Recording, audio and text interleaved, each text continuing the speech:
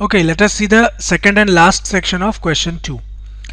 इस बार जो equation given है आपको वो है kx into x minus two plus six equals to zero. ठीक, इस बार भी आपको k की वैल्यू फाइंड आउट करनी है. उसके लिए आपको ये क्वाड्रेटिक इक्वेशन तो नहीं दिख रहा होगा, इसको क्वाड्रेटिक फॉर्म में पहले लाना पड़ेगा, तो इसको और सिंप्लीफाई करना पड़ेगा. तो kx को मल्टीप्लाई करिए x से अंदर, तो ये हो जाएगा kx स्क्वायर, और kx into minus two will give you minus two kx plus six equal to zero. अब ये आपके पास क्वाड्रेटिक इक्वेशन बन गया है. लेकिन इसमें एक चीज़ ध्यान रखिएगा, k जीरो नहीं हो सकता. क्यों? अगर k जीरो हो गया, यहाँ पे देखिए एक्स स्क्वायर का कोएफिशिएंट है k. आपको मालूम है क्वाड्रेटिक इक्वेशन में जो एक्स स्क्वायर का कोएफिशिएंट होता है a, वो कभी भी जीरो नहीं होना चाहिए, अदरवाइज वो लीनियर इक्वेशन बन जाएगा. तो इतना तो पक्का है कि k की वैल्यू जीरो नहीं हो सकती. ठीक, अब आगे सॉल्व करते हैं. इसको आप कंपेयर करिए standard form of quadratic equation ax square plus bx plus c equal to zero से. On comparing it we will get as a equal to k, b मिलेगा आपको minus two K, and c is equal to six. ये six लिखा हूँ यहाँ पे मैं, six है ये. ठीक है, इसको अच्छे से लिख देता हूँ अगर कोई प्रॉब्लम है तो. ये सिक्स है.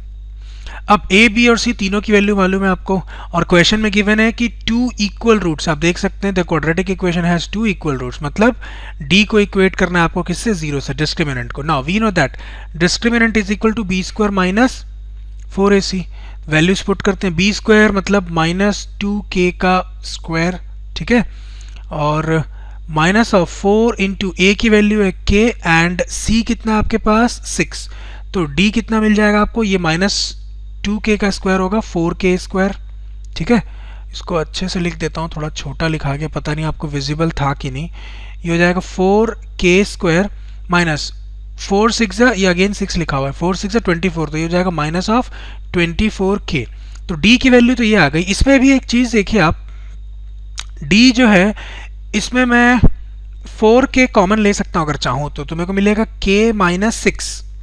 ठीक, अब ये जो मेरे पास आया, दो फैक्टर आ गए मेरे पास इस क्वाड्रेटिक इक्वेशन के, एक आ गया 4k और एक आ गया k माइनस सिक्स. ऐसा d के बोल सकता हूँ मैं, d का दो फैक्टर आ गया, ऐसा बोल सकता हूँ मैं. इस क्वाड्रेटिक इक्वेशन का नहीं बोलना चाहिए मेरे को. अब इन फैक्टर्स को मेरे को इक्वेट करना है किससे, जीरो से, क्योंकि d की वैल्यू जीरो है. Now 4k into k minus six is equal to zero will give you 4k equal to zero और k minus six equal to zero. तो 4k इक्वल टू जीरो से k आपको कितना मिलेगा, zero, और k minus six equal to zero से k आपको मिलेगा एज सिक्स. लेकिन हमने शुरू में ही बोला था कि k जीरो नहीं हो सकता क्योंकि एक्स स्क्वायर का कोएफिशिएंट है. तो इस वैल्यू को हमको डिस्कार्ड करना पड़ेगा और ये वैल्यू हमको लेके चलनी पड़ेगी. तो फाइनली जो रिक्वायर्ड वैल्यू है k का वो कितना है, six. So required value of k is six. So this completes our solution as well as second question of the exercise 4.4. Let us move on to the third question.